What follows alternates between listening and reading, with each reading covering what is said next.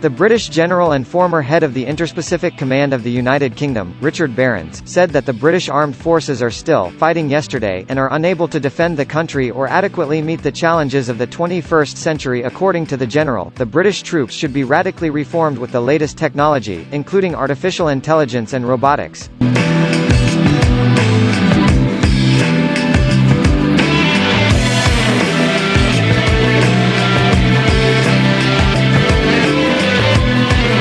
According to Mr. Barrons, speaking at a conference on the ethical aspects of the use of robotic lethal weapons, noted that Russia and China had already developed and deployed long-range missile systems, which in fact led to the complete obsolescence of even the most expensive British platforms.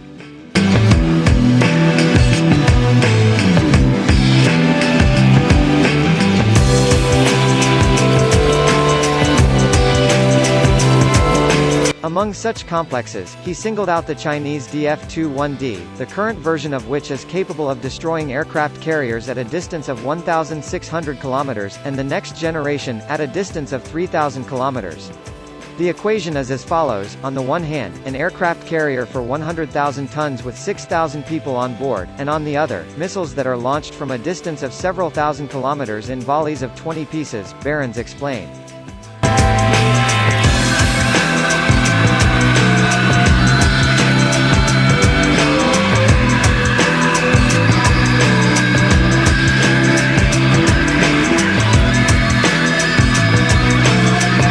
In his opinion, the Russian S-400 also plays a similar role, the deployment of which means that NATO air forces can no longer penetrate into the airspace of Russia. At the same time, as Barrons noted, Iskander missile systems deployed in Kaliningrad can strike with impunity in Berlin, and X-101 cruise missiles equipped with 400-pound warheads can fly from Russia to London in just 19 minutes, hitting targets with an accuracy of 2 meters.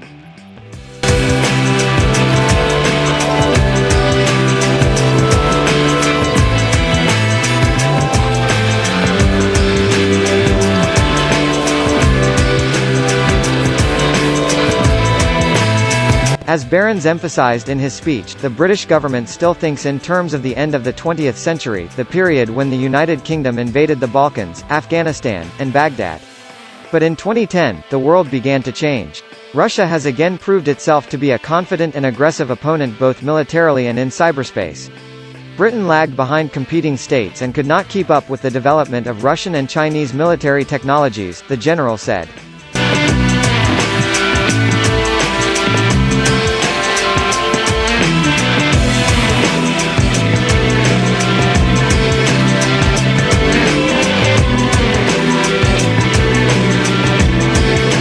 The British defence programme has shrunk so much that the country can no longer afford to make its independent contribution to the efforts of NATO or any other coalition, and now the British armed forces are not enough money even to keep what they have left. Moreover, that London decided to drop many of the funds needed to conduct a full-blown, state-level war, Barrons warned.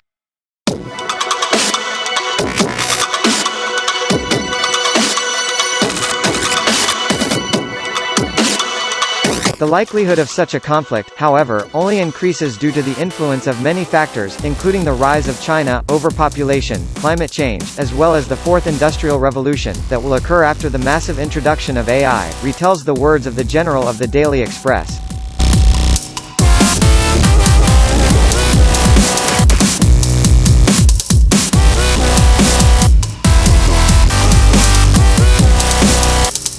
We don't know how everything will turn out, and we don't have a clue whether there will even exist a Western concept of an international order based on norms, he warned.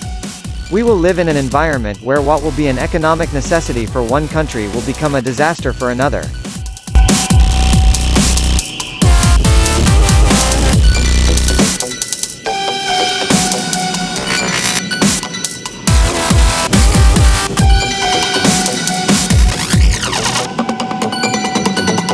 According to Barrons, just the main driving factor in the modernization and transformation of the defense forces of Great Britain will be just artificial intelligence. The defense budgets of most European countries kill salaries and pensions in the first place.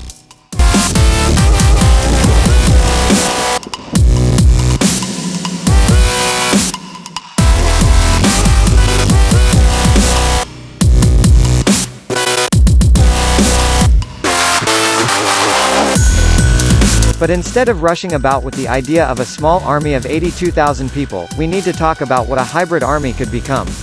The most promising moment for the UK is that it is possible to make the armed forces efficient and at the same time affordable in terms of even the worst recession in the last 300 years while influencing the Allies and maintaining a positive trade balance, he explained.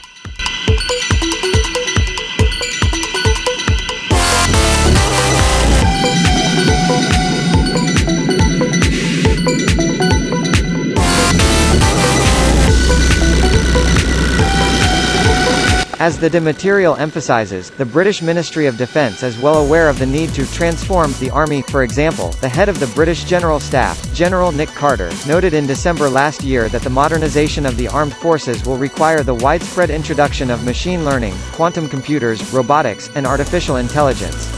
According to the publication, AI is already used in the program of the British Navy, which develops Sapper robots, the Manta autonomous reconnaissance submarine, as well as robotic observation boats.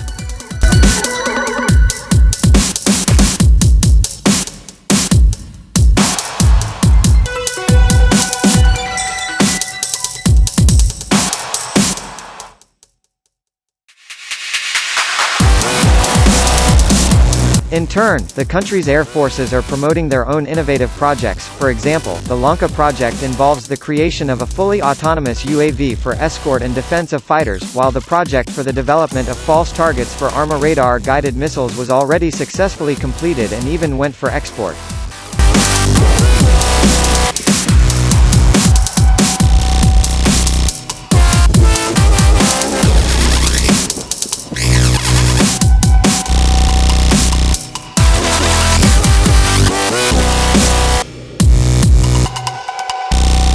Finally, last year the government allocated an additional £66 million to the United Kingdom Ground Forces Initiative Autonomous Warrior, so it will have to bear fruit this year. Among them are mini drones and other radio-controlled reconnaissance vehicles, as well as the so-called Theseus project, autonomous supply vehicles that will deliver ammunition and equipment to the troops at the forefront.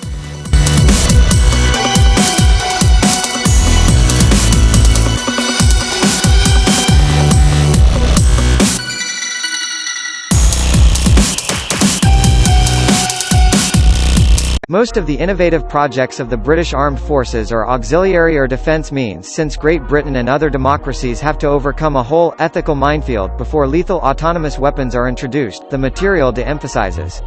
The UK Defence Ministry will have to start discussing ethical boundaries next month. However, the current innovation concepts still have a tough rule: the decision to open fire must ultimately be made by a person, not a machine, the tabloid writes.